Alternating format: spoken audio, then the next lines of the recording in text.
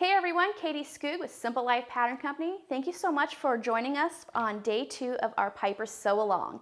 This is such a fun dress, and I'm going to be showing you how to complete steps 1 through 9, which will have some steps if you're doing a top or a simple bodice or even a flounce bodice. So everyone has something to do today, and I can't wait to see what you guys are making. Be sure to post your progress pictures in our fan group at facebook.com/groups/SLPCO. Follow us on Facebook and Instagram at Simple Life Patterns, and please subscribe to our YouTube channel. Let's go ahead and get started on day 2. If you are doing the top version, we are going to go ahead and start at step 1 right now. If you're doing the top version, go ahead and serge or zigzag stitch along the bottom of your facing pieces. This is for the top version only. This does not apply to the dress versions or maxi version. Just go ahead and serge or sew along there. So once that is done, all versions, top, dress, or maxi, we're going to go ahead and skip to we're going to do steps 8 and 9 for the straps right now. So top, dress, maxi, go ahead and take your fabric pieces and fold them right sides together and sew along the raw edge, the long raw edge on both strap pieces.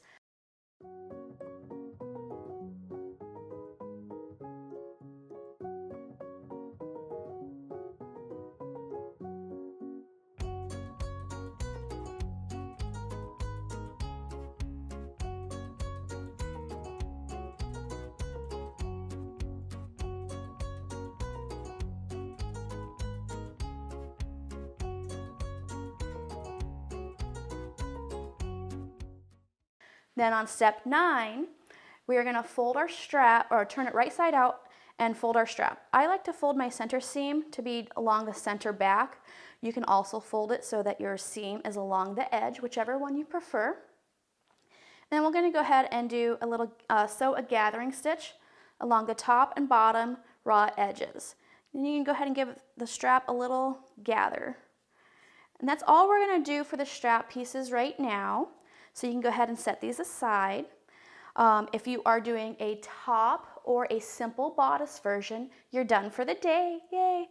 Now if you're doing a flounce version though, we are going to go ahead and start prepping our flounce pieces. We're at step 2, and we are going to go ahead and fold all of our flounce pieces, so your top, middle, and bottom flounce pieces, fold it up 1/4 inch and press, fold an additional 1/4 inch and press. Then you're going to go and use a coordinating thread and top stitch. If you're adding trim to your flounce pieces, this is the time to add it. I already went ahead and top stitched all 3 of my flounces. So then we're going to go ahead and skip to step 3, which is we're going to put our top and middle flounce aside, take our bottom flounce, and sew a gathering stitch about 1/4 inch down from the top raw edge. You're going to slightly gather it and to the same width as the top of your bottom front piece. So this is the bottom, this is the actual bottom, this is the top portion of it. So go ahead and adjust your gathers to be about the same width, and then lay it on top like so. Let me grab some pins.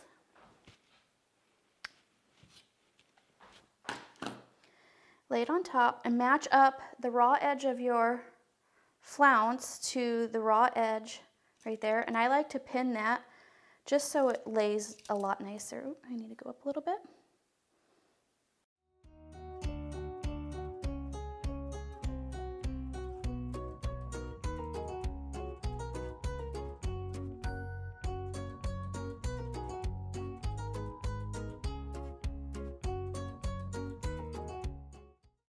Once you have pinned your flounce to the bottom main piece, both of them are right sides up now.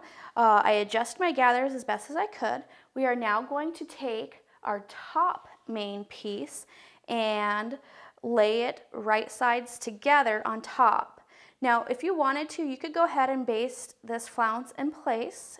I'm just going to go ahead and keep it pinned and lay this on top, and I'm going to go ahead and place a couple more pins in there to secure this.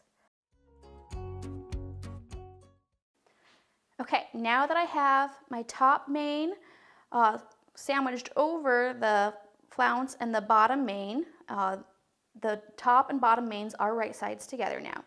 Go ahead and sew or serge along this seam. Okay, once you have sewn the top piece, top main piece to the bottom main piece and flounce, you can push the seam up and go ahead and top stitch along the edge right here. If you are doing a single flounce option only, not the 3 flounce option, you are done, yay! If you are doing the 3 flounce option, however, we are going to go ahead and go to step 6 now. We're down to the last 2 steps for the day. So step 6 is we're going to lay our top flounce on top of our middle flounce, both of them being right sides up, and go ahead and sew a gathering stitch along the raw edge about 1/4 inch from the raw edge. Then I like to do it with a little extra tension so it kind of gathers it a little bit more on its own. But I can see this is still a lot bigger than my neckline, which is what we want this to match up with. So we're going to go ahead and adjust our gathers a little bit more until it's the same shape and length as our neckline.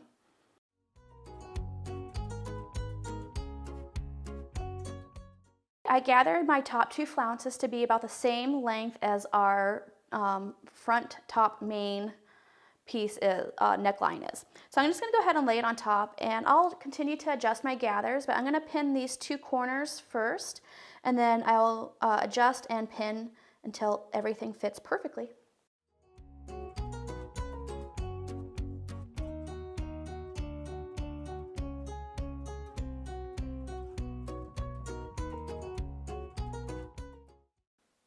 Okay, I have pinned my neckline. Our last step of the day is we're going to go ahead and sew a basting stitch along the neckline to secure our flounce pieces. I will see you tomorrow on day 3 of our the Piper sew along. Don't forget to join our Facebook group to post your progress pictures for your chance to win, store credit, and prizes. Facebook.com/groups/SLPCO. You can also follow us on Facebook and Instagram at Simple Life Patterns, and please don't forget to subscribe to our YouTube channel.